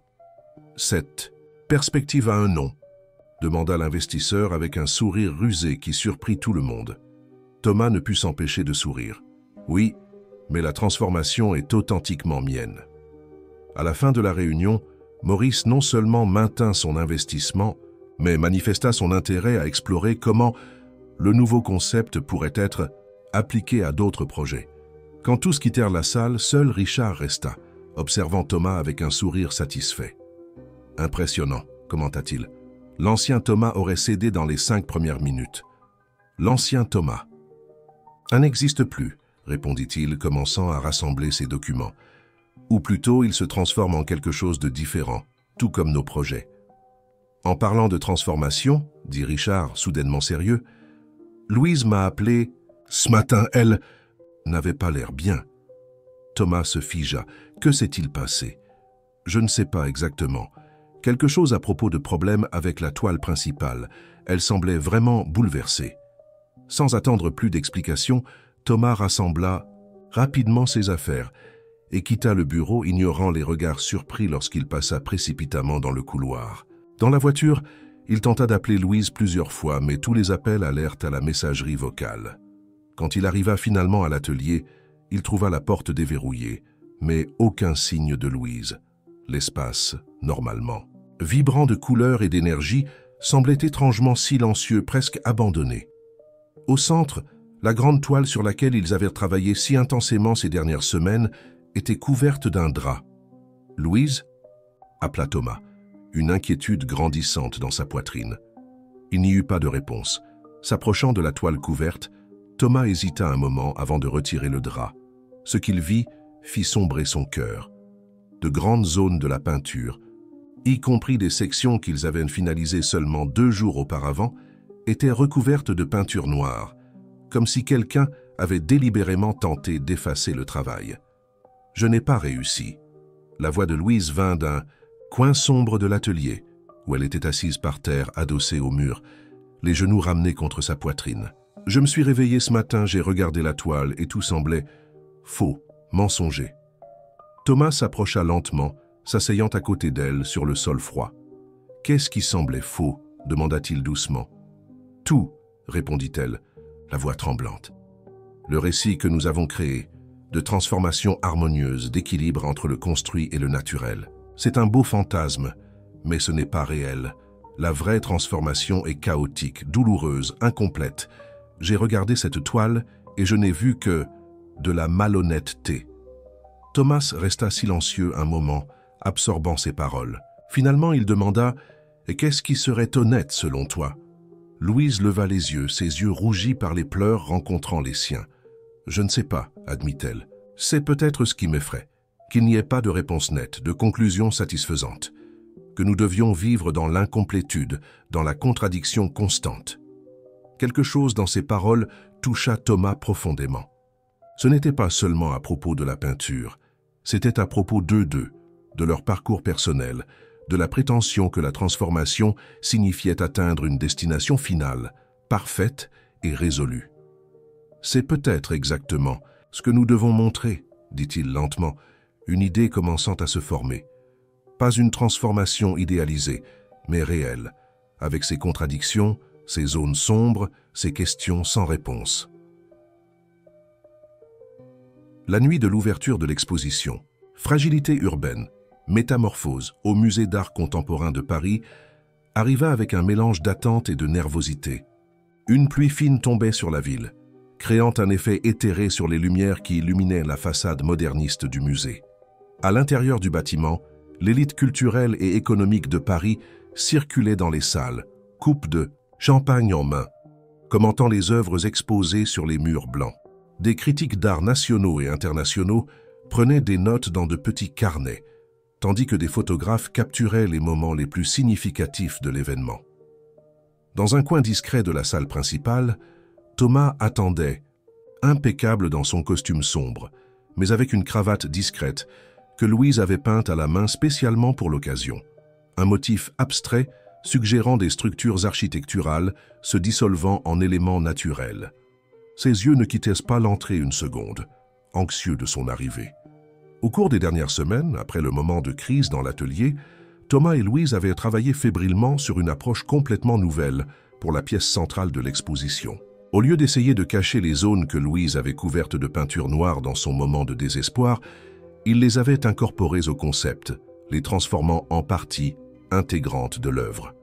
Le résultat était une toile qui ne présentait pas un récit clair de transformation, mais un dialogue honnête entre ordre et chaos, construction et destruction, lumière et ombre, tout comme la vie elle-même. Dans certaines zones, des détails méticuleusement travaillés émergeaient du fond sombre. Dans d'autres, l'obscurité semblait engloutir des structures précédemment définies, créant un effet visuel qui défiait le spectateur à trouver du sens dans l'apparent désordre. C'est comme notre propre voyage, avait observé Louise lorsqu'ils avaient finalement considéré l'œuvre comme terminée. Il n'y a pas un avant et un après net, une transformation complète. Il y a seulement le processus continu, avec ses allers-retours, ses lumières et ses ombres. L'œuvre avait été installée au musée seulement la veille au soir, couverte d'un drap jusqu'au moment de la révélation officielle. Même le conservateur de l'exposition n'avait pas vu la version finale. C'était un risque. Remplacer la pièce centrale par quelque chose de si radicalement différent de ce qui avait été proposé initialement. Mais Thomas et Louise sentaient tous deux que c'était le seul choix honnête. « Monsieur Bertrand ?» Une voix interrompit ses pensées. C'était Denise qui avait insisté pour assister à l'événement afin de le soutenir. « La presse pose des questions sur votre implication dans l'exposition. Apparemment, quelqu'un a mentionné votre contribution à la pièce principale. » Thomas sourit, reconnaissant de la loyauté de son assistante qui, ces dernières semaines, s'était adaptée avec une flexibilité surprenante aux changements dans sa personnalité et sa routine. « Dites-leur que c'est la soirée de Louise, » répondit-il. « Tout commentaire sur mon implication peut attendre jusqu'à demain. » À ce moment, un murmure parcourut la salle et tous les regards se tournèrent vers l'entrée principale. Louise était arrivée et sa vision fit accélérer le cœur de Thomas comme si c'était la première fois qu'il la voyait.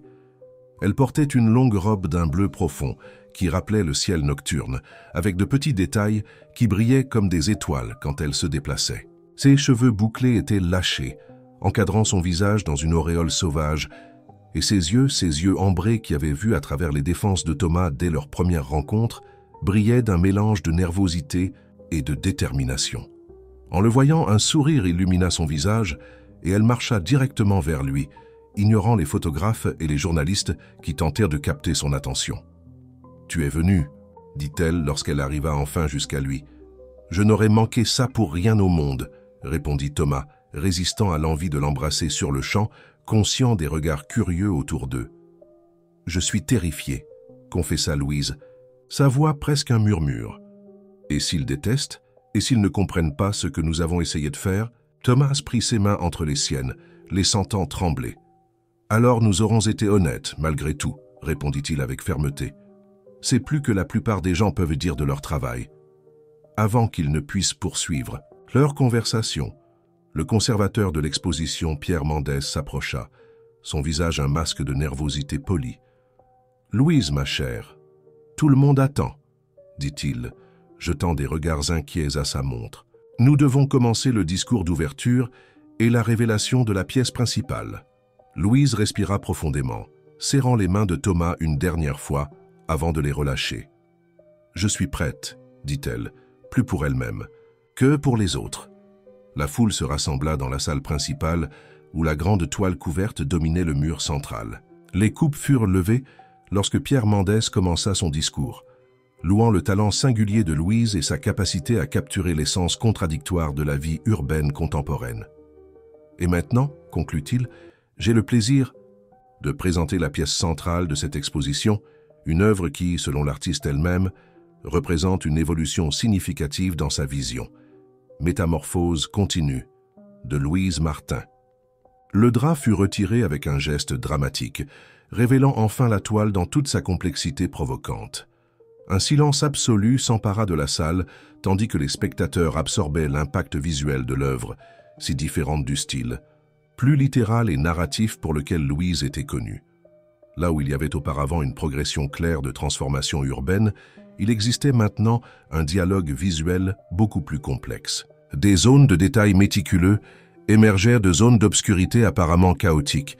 Des structures architecturales se dissolvaient non seulement en éléments naturels, mais en émotions visuelles, peur, espoir, confusion, clarté. Au centre de la composition, presque comme un secret caché pour les observateurs les plus attentifs, deux minuscules figures humaines s'appuyaient l'une sur l'autre au milieu de la transformation qui les entourait. Le silence se prolongea, si longtemps que Thomas commença à craindre pour la réception.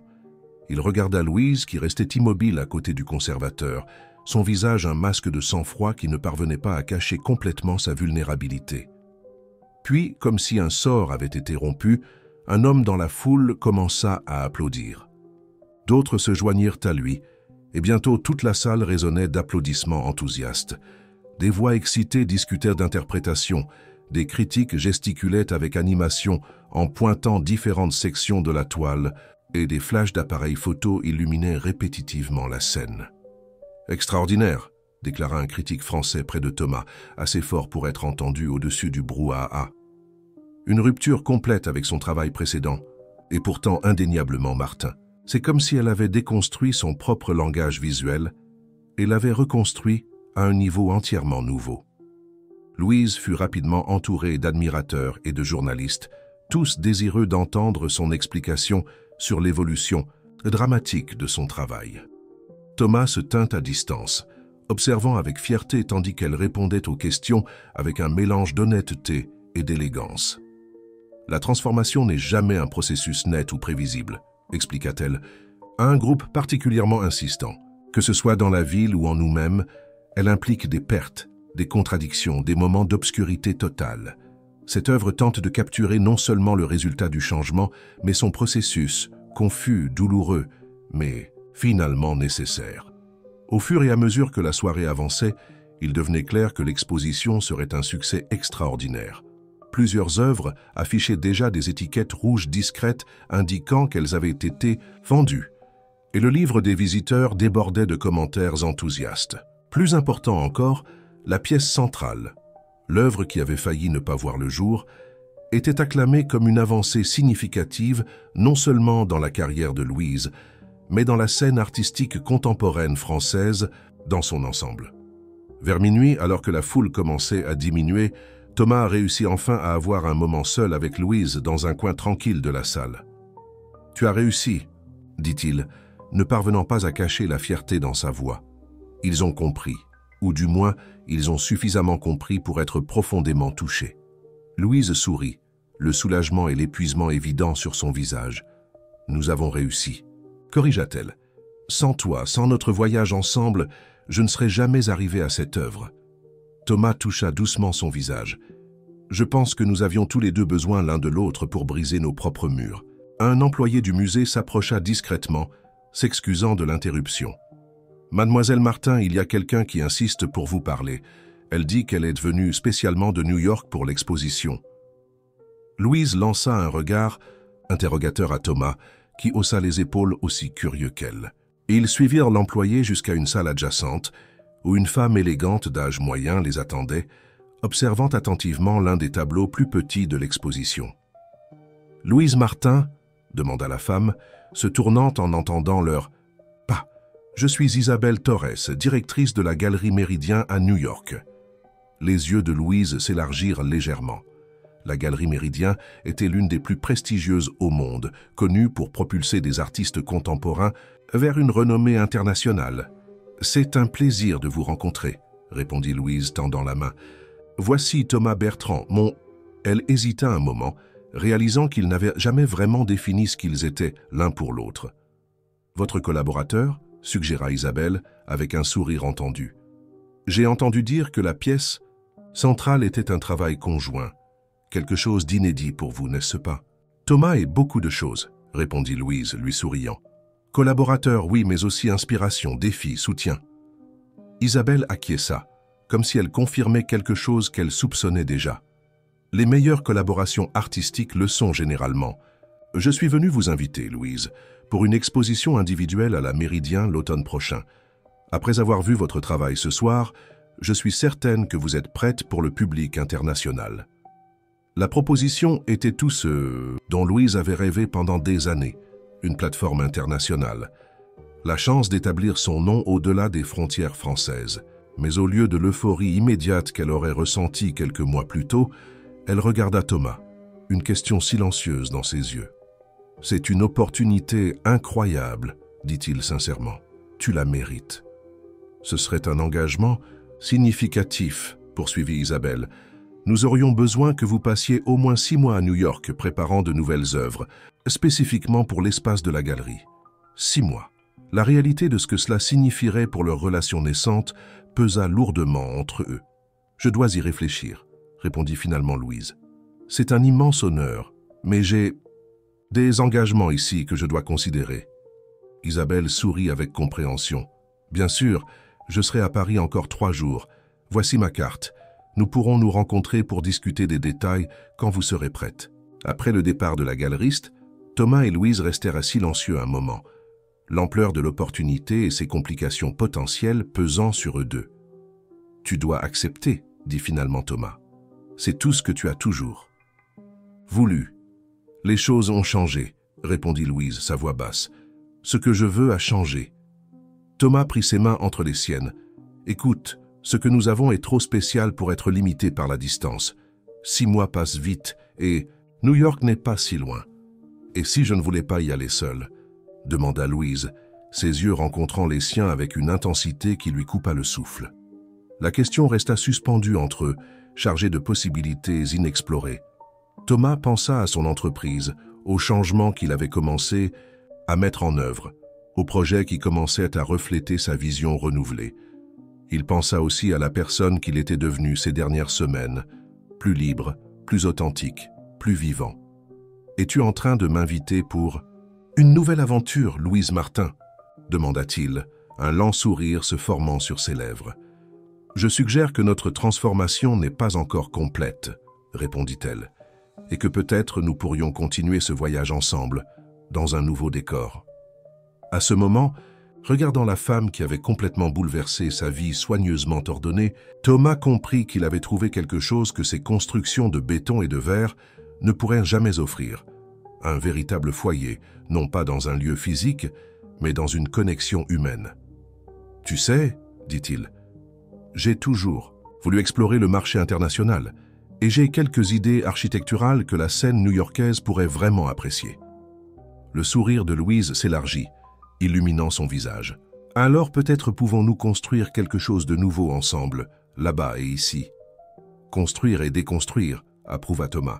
« Il semble que j'ai finalement appris que les meilleures structures sont celles suffisamment flexibles pour évoluer. » Ils retournèrent dans la salle principale, main dans la main, conscients des regards curieux, mais pour la première fois complètement indifférents à ceux-ci.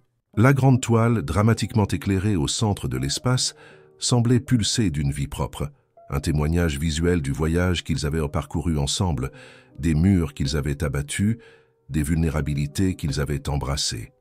Et tandis qu'ils observaient, les derniers invités contemplant l'œuvre, tous deux savaient que quel que soit le chemin qu'ils choisiraient de suivre, ils continueraient cette danse de construction et de déconstruction, toujours en évolution, transformant non seulement l'espace autour d'eux, mais surtout l'espace à l'intérieur d'eux-mêmes.